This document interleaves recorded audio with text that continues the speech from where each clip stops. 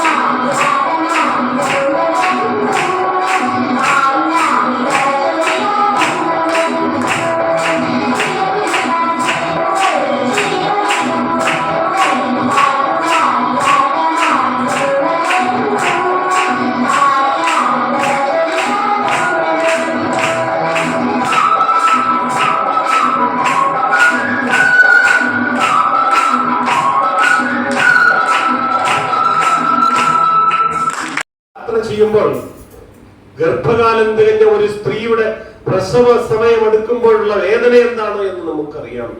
ആ വേദനയ്ക്ക് ഒരു ആശ്വാസം ലഭ്യമാകാതെ പോയ ആ രാത്രിയുടെ ആഘോഷമാണ് ഞങ്ങൾ ആഘോഷിക്കുന്നത്, ക്രിസ്മസ്. വേദനപ്പെട്ട ഒരമ്മയ്ക്ക് സ്ഥലം കിട്ടാതെ പോയ ഒരു അനുഭവത്തിന്റെ വേദനയുടെ ആഘോഷം. അത് മാത്രമല്ല, പ്രസവിക്കാനൊരിടം ആരും അല്ലെ, കുറച്ച് മറയും മറ്റുമൊക്കെ വേണം. അത് കിട്ടാതെ പോയ മനോവേദനയോടുകൂടെയായിരുന്ന ഒരു സ്ത്രീയുടെ അല്ലെങ്കിൽ ഒരു അമ്മയുടെ വേദനയുടെ ഓർമ്മയാണ് ക്രിസ്മസ്. നിങ്ങൾ ഒരുപാട് ചിന്തിക്കുമായിരിക്കും, ഞങ്ങളൊക്കെ യേശുദേവന്റെ ഭയങ്കര സന്തോഷത്തോടെ അച്ഛൻ എന്ന് പറഞ്ഞിട്ട് പോകുമെന്നാണ് ചിന്തിച്ചത് എന്ന്. നമ്മുടെ പള്ളികളിലൊക്കെ ജനം മറന്നുപോകുന്നത് ഇതൊക്കെ തന്നെയാണ്. അവർക്കെല്ലാവർക്കും ഇഷ്ടം പുൽക്കൂട്ടിൽ കിടത്തി അനങ്ങാൻ വയ്യാതെ കിടക്കുന്ന യേശുവിനെയാണ്. തിരിയൊന്നും പറയില്ലല്ലോ, അവിടെ കിടത്തിയാ അവിടെ കിടത്തി, ഇവിടെ എടുത്തിട്ട് അവിടെ കിടന്നോളൂ അല്ലേ. ഉണ്ണിയേശു തിരിയൊന്നും പറയില്ലല്ലോ, വേദന പങ്കുവയ്ക്കലില്ല. മറിയയ്ക്ക് പ്രസവിക്കുവാനൊരിടമില്ല. ഒന്ന് മറിയയുടെ മനോവേദന, ഇത്രത്തോളം ദൂരം കിലോമീറ്ററുകൾ യാത്ര ചെയ്ത മറിയയുടെ വേദന.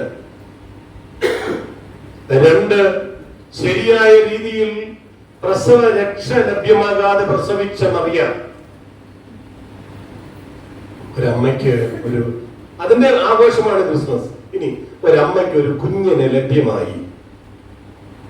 ആ കുഞ്ഞിനെ നമ്മൾ എത്രത്തോളം താലോലിച്ചും കരുതിയും ഒക്കെയാണ് അതിനെ പരിപാലിക്കുന്നത്.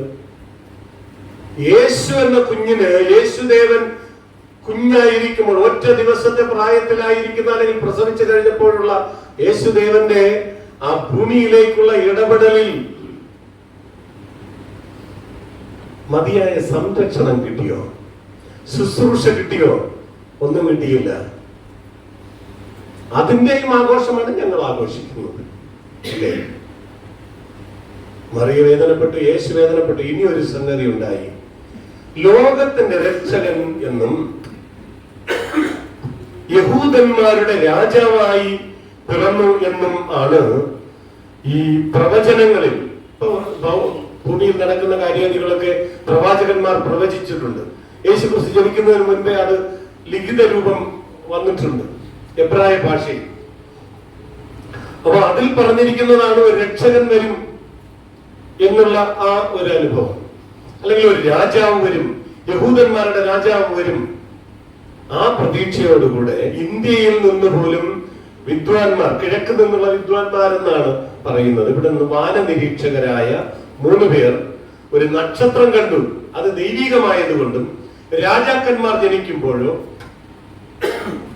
വലിയ പ്രവാചകന്മാർ ജനിക്കുമ്പോഴോ മാത്രം പ്രത്യക്ഷപ്പെടുന്നതാണ് ആ നക്ഷത്രം എന്ന് കണ്ട വാനനിരീക്ഷകരായ 3 പേർ യാത്രയാവുകയാണ് അവനെ അന്വേഷിച്ച്. ഇന്ത്യയിൽ നിന്ന് ഇന്ന് തിരിച്ചാൽ നടന്നു പോകുന്ന, അല്ലെങ്കിൽ ഒട്ടകപ്പുറത്ത് അല്ലെങ്കിൽ കുതിരപ്പുറത്ത് പോകുന്ന രാജാക്കന്മാര് അല്ലെങ്കിൽ വിദ്വാൻമാര് നാളെ പാലസ്തീനിൽ എത്തുമോ? ഇല്ല, മാസങ്ങൾ കഴിയും. അങ്ങനെ ഇവർ 3 പേരും യാത്ര. ഇതിനിടയ്ക്ക് മറിയ 1-2 ദിവസം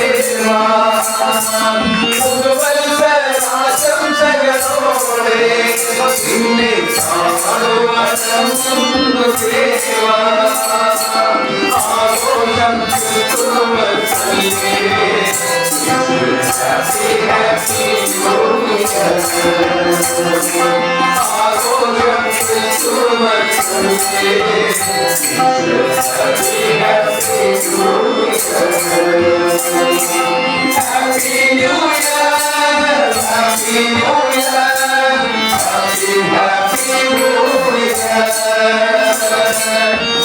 Hallelujah.